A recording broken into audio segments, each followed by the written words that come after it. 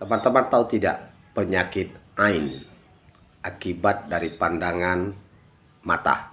Ain itu mata ya. Jadi dari pandangan mata yang disertai dengan hasad, iri, dengki. Makanya kalau kita memandang seseorang, katakanlah orang itu sukses, berharta, mobilnya baru, rumahnya mewah ya, atau orangnya cantik, kalau dia perempuan, laki tampan ya. Terus kita mandang dia itu kadang-kadang kan ada rasa kayak iri kita. Kenapa sih dia? Kenapa sih dia yang sukses? Kenapa nggak aku? Kenapa dia yang cantik? Oh nggak aku. Kenapa orang muji dia? Kok nggak aku?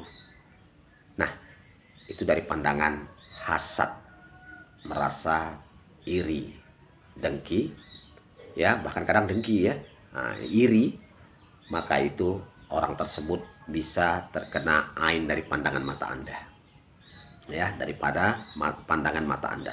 Jadi ketika Anda takjub kepada seseorang, kagum kepada seseorang, doakan orang itu dengan ucapan Masya Allah, engkau dikehendaki Allah.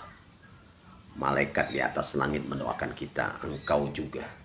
Ya, tujuannya agar supaya orang tersebut tidak kena ain dari pandangan mata Anda. Nah, kemudian kalau ada orang yang kita lihat itu nggak kita sukai, baik dari tingkahnya, perilakunya, ada yang tidak kita sukai, ya, itu juga bisa menyebabkan orang itu terkena ain, ya, kecuali Anda mengucapkan doa Subhanallah, Maha Suci Allah, ya, maka orang itu tidak kena ain. Nah, makanya kalau kita ada melihat seseorang yang nggak kita sukai, ya, doakan dia dengan Subhanallah, Maha Suci Allah Subhanahu wa Ta'ala. Ketika kita kagum, takjub kepada seseorang, terus kita merasa iri, kenapa sih dia, kenapa nggak aku, ya kan, maka ucapkanlah Masya Allah. Tujuannya supaya orang tersebut tidak kena ain. Jadi ain ini nyata ya teman-teman. Bahkan Nabi SAW mengatakan penyakit mata itu nyata adanya. Ya, jadi bukan tidak ada ya. Nah, Nabi sudah sebutkan 1400 tahun yang lalu penyakit ain itu nyata adanya. Bahkan umat Nabi Muhammad ini banyak meninggalnya karena ain, teman-teman. Ya, disebutkan banyak karena ain.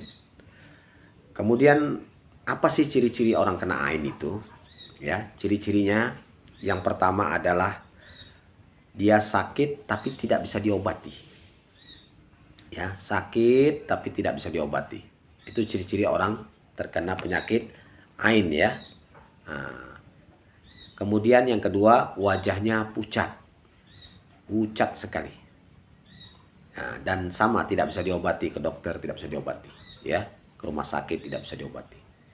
Ini tanda dia terkena penyakit ain, ya. Kemudian sering mengalami keguguran, bolak-balik keguguran.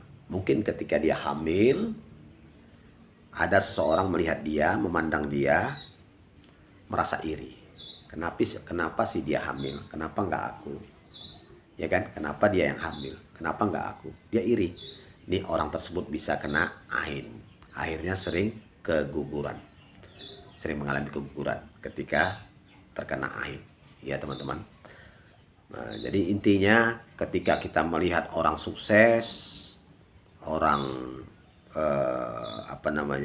ganteng, tampan, cantik ya, atau orang yang berharta, mewah, mobilnya baru, rumahnya cantik, mewah, maka ucapkan Masya Allah ya. Karena seringkali kita memandang itu iri. Kenapa sih dia yang kaya? Kenapa nggak aku? Kenapa sih dia yang punya mobil? Kenapa aku kok enggak? Nah, terakhir dari pandangan jahat, pandangan iri, orang tersebut bisa kena ain, teman-teman. Luar biasa nih ya. Kemudian lagi sering mengalami sial atau musibah ya, atau bala. Sering bolak-balik mendapat bala. Ini tanda-tanda juga orang tersebut terkena ain. Jadi bagaimana solusinya?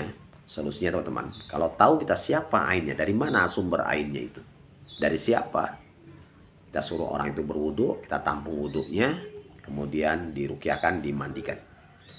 Ya, dimandikan ke orangnya. Itu untuk menghilangkan pengaruh ain. Atau kita curiga, ya, tapi kita nuduh tak bisa, atau dituduh orang yang marah pula kan.